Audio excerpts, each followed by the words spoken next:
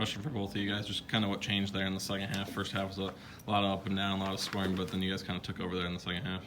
Yeah, I think at halftime, the coach just kind of addressed our defensive intensity. I mean, they came out and shot in the high 60s, I believe, and hit 8 threes, 8 for 11. So just kind of addressed our activity on the ball, kind of off the ball.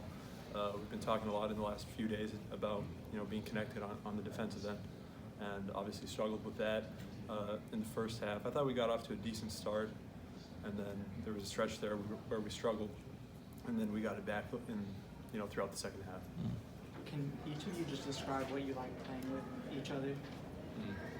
I mean, Ben just has so much experience and so much knowledge about the game that obviously just the way he shoots the ball and the way he's able to just move confidently on the floor, I really enjoy playing with him. I mean, we're able to find each other and we're learning each other's game a lot more. So just being able to kind of pick his brain about things in practice or whether it's on the court, and he helps me out a lot. So I really enjoy playing with him.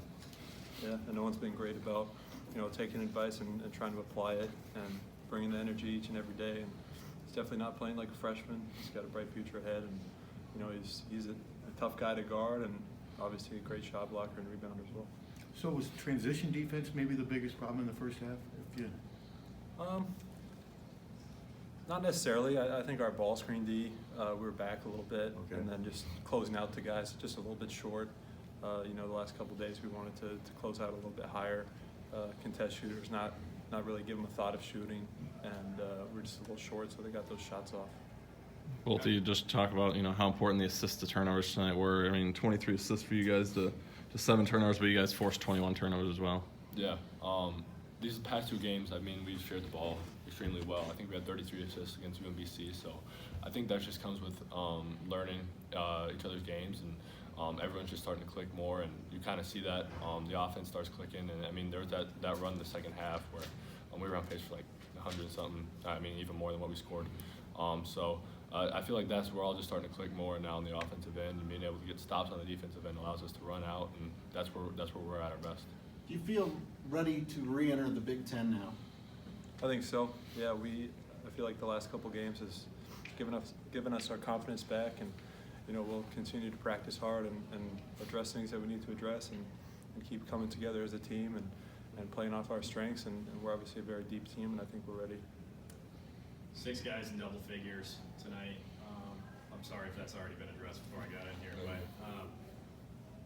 product of just the pace of the game, 142 total shots, just the way things are clicking like you guys have talked about. What was that? I just feel like we have so many weapons on this team that can go, and coach addressed that in the locker room. We have so many different kind of guys that we can beat teams with. I mean, everyone just again starting to click, and once we get into transition, I mean, it's a free for all. I mean, and I think that's what this team is. We don't really care about who scores the most. We care about just getting out and getting wins, and that's how we do it. And just being able to produce, all those guys can produce, and that's just the confidence we have in each other.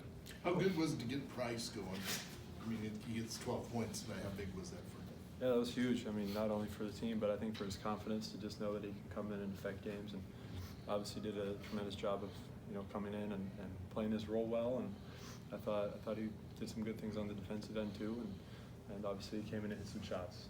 You guys play at such a fast pace, you take a lot of shots. Does that maybe put more pressure on defense because there's just so many possessions? Absolutely. I mean, we want to run the entire 40 minutes of the game and keep attacking. I think teams wear out, defensively, because we're just trying to be relentless and get easy layups at the end of the day. So we work on that every day in practice.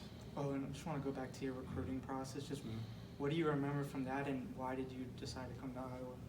Yeah, so it started pretty early. I had a lot of offers my sophomore year, and I kind of wanted to get it over quickly. And after I had my official visit it was the week Iowa played Penn State in football. I just knew, and I was kind of praying about it, and I just knew this is where God wanted me to be. So just made that decision super easy.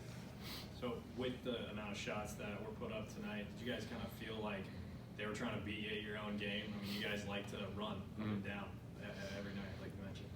Coach kind of explained to us before that they like to get up and down, and we knew coming in that we had to get back on defense. So it was kind of like we were playing against ourselves a little bit. Desante Bone and Josh Dix both had good nights off the bench. Just talk about, you know, what they were able to do tonight. Yeah, I think both of them came out with aggressive scoring mindsets and tried to attack. And when they're aggressive, it opens things up for other guys too. You know, shooters in the corner or just driving lanes and cuts. So good to see them come out and be aggressive. Perfect. Thanks, guys.